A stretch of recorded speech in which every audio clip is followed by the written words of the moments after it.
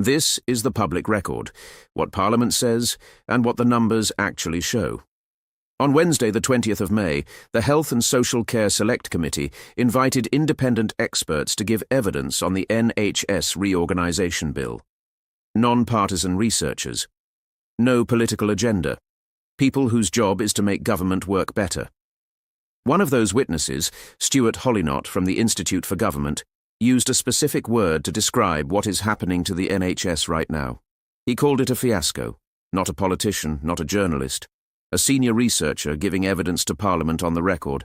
Here is exactly what he said, and why it matters. I think to take it a step further back, we have argued quite consistently that the announcement of the abolition of NHS England and the headcount cuts to NHS England, DHSC and ICBs was handled very chaotically in the initial stages.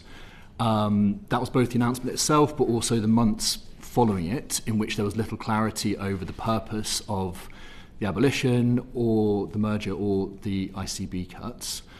That sort of reached a pinnacle, I think, at the end of last year, when there was the ongoing discussion about funding for headcount reduction in ICBs.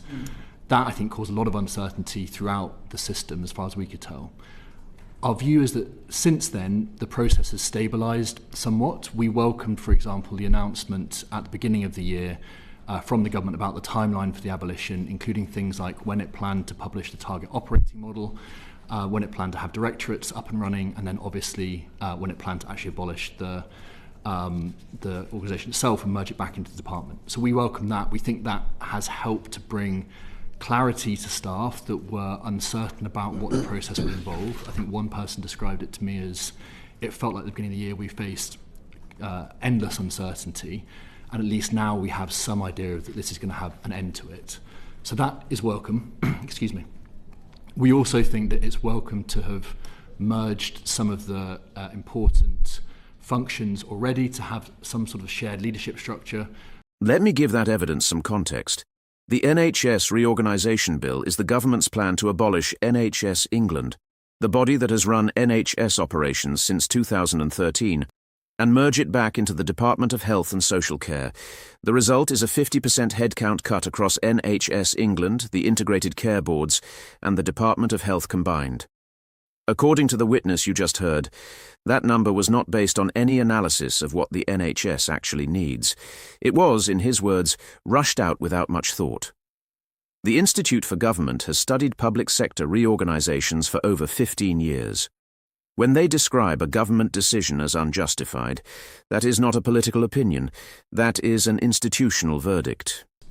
First of all, the headcount cuts that were announced are incredibly large. 50% headcount reduction is enormous, and so far that has not been properly justified by anyone in government. I think even that there are some people who have admitted that it was a number that was rushed out without much thought. That means that I think often there's a real risk that we've seen that staffing decisions work backwards from the headcount cut rather than from the position of what do we need to run an effective department, and therefore who do we keep. There is a tendency at the minute just to get anyone out the door that's willing to go. The voluntary redundancy scheme, as an organisation, we are sceptical about voluntary redundancy schemes in the civil service. It's a good way of retaining quality talent, but I think that's particularly risky in this situation where you just need to get rid of a lot of people. I think our work on this that we did with the Nuffield Trust as well showed that there is potential tension between operations and policy within the department when you merge them. They both require a lot of people, and at some point you might have to make a decision, a trade-off between the two. The other function that was brought up quite a lot in our work was digital and data infrastructure as being an area that was of particular concern to interviewees. I think that's somewhere that interviewees felt had been a real area of success for the last few years. The merger of NHS Digital, NHS X into NHS England had gone very well and had created a highly effective area of expertise within that organisation. They also just employ a lot of staff in NHS in those functions now within the NHS. I think it's something like 3,500 people. Bringing that into the department with the headcount cuts could lead to quite a lot of loss of expertise. I think that's the other area we'd highlight. Thank you. The evidence you just heard raises three specific questions the government has not answered. First, if the 50% figure was not properly justified, what was it based on? A parliamentary witness says it was rushed out without thought. The government has not published the analysis that produced that number. Second, which minister made that decision? The witness told Parliament that people within government have admitted it lacked justification. Someone signed off on a cut affecting 28,000 jobs without an evidence base. Parliament does not know who. Third, what happens to the NHS functions those people were performing? 3,500 digital infrastructure staff are at risk. The witnesses describe that capability as a genuine area of success. It is now at risk of being lost entirely. Parliament asked these questions. Watch the answers. Speaking to, but I keep hearing stories of really good people basically deciding that they are going to take the redundancy. They'd rather go and work in the private sector or somewhere else or some other department. Are you at all keeping track of that kind of thing? And I'm even hearing it at leadership level. You know, when the time this is over, there are already people preparing to leave. Are you hearing that too? And are you tracking any of it? We're not tracking it, no. They are not tracking it. The NHS is losing experienced staff at every level, ICB leaders, commissioning specialists, digital infrastructure experts, and the body responsible for overseeing this reorganisation has confirmed to Parliament that it has no data on how many have left or what expertise has gone with them. This is not a minor administrative gap. When a government embarks on the largest restructure in NHS history and does not measure what it is destroying, that is a failure of accountability. Parliament's witnesses said so directly, on the record. Question is for you, Stuart. You recently wrote that ICB reorganisations were actually turning into a fiasco, and what's been said is that it's emerging that it's even far more problematic than that. Could you tell us how you came to that conclusion? Yeah, there were a few things that went into that. So I think, first of all, the process that was just described has been very chaotic in our view, and maybe much more so than needed to be. I mean, just to give an example of some of the things that we've heard in our interviews and our work, we've done some work on send services, for example, looking at how to improve coordination of different services around send in a local area. We've talked to ICBs who have cut their entire send function because in the ICB blueprint it was described as being considered for taking out of ICBs. They have cut their entire send function. DHSC, and at the same time, think that ICB is going to carry on commissioning send services and doing that, at least have said so to us, and have said that it's up to NHS England to ensure that those functions are preserved within ICBs. So there seems to be poor triangulation between these three different sort of groups about what is actually supposed to be happening. That is undermining the government's other reforms on send. So that's one example of something that I mean by that. The other thing I mean is that this just is incoherent in terms of the government's approach to public service reform. They are trying to devolve power to local areas, supposedly, according to their sort of principles of public service reform. Our view is that cutting number of ICBs, cutting number of staff working in them, making them work across a geography that will have on average 2.2 million people in each geography, meaning that they're going to have to coordinate between, on average, 6 different local authorities, upper tier local authorities, more after local government reorganisation. It makes a mockery of the idea that they will be able to effectively design services for local areas or to work effectively with partners in the local area, given their sort of their very large remit they still have about strategic commissioning.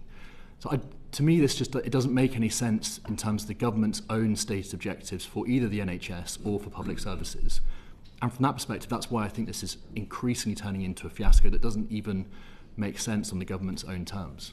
The word fiasco, from a non-partisan parliamentary witness, from an organisation whose explicit purpose is to make government work more effectively. And he placed that word in a specific historical context that Parliament needs to understand. This is the third reorganisation of the NHS since 2022. In 2022, integrated care boards established at significant cost and upheaval to the system. In 2024, those same integrated care boards told to cut their staff by 50%. In 2026, NHS England abolished and merged back into the department it was originally separated from. 3 reorganisations, 4 years, the same staff navigating all of them. Stuart Holyknott tried to explain to Parliament what that level of constant disruption does to an organisation's ability to function. He was cut off before he could finish. We bumped up, yeah. I mean, there was a recent report, Stuart, from the Health Foundation, which said that previous attempts to change how commissioning is done struggled to have an impact on patient care or outcomes. Do you think these reforms are likely to prove any different? I would say that strategic commissioning historically has been very difficult to do, not just in the UK, but I think internationally the comparisons show that it often does not achieve the goals it sets out to achieve. And I mean, I think we can look here at, there's been a consistent desire from central government to shift care into the community to make it more preventative. Yeah. That hasn't happened. Do you expect it to be different this time? It's very difficult to say. One thing I would say is that... How confident are you? Personally, not particularly confident necessarily. But I would say one thing that would help it would be some stability, some ability for structures to actually embed, mature, build relationships with providers, with other partners in the local area. This is the third reorganisation, including the establishment of ICBs, since 2022 that these organisations have been through.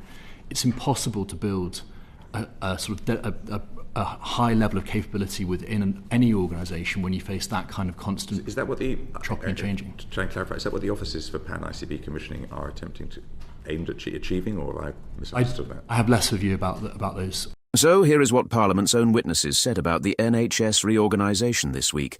The 50% cut was not properly justified by anyone in government. It was a number rushed out without much thought. The best people are leaving. Nobody is tracking it. This is the third reorganisation since 2022, and a non-partisan parliamentary witness called it a fiasco that doesn't even make sense on the government's own terms. He tried to explain the full consequences of that.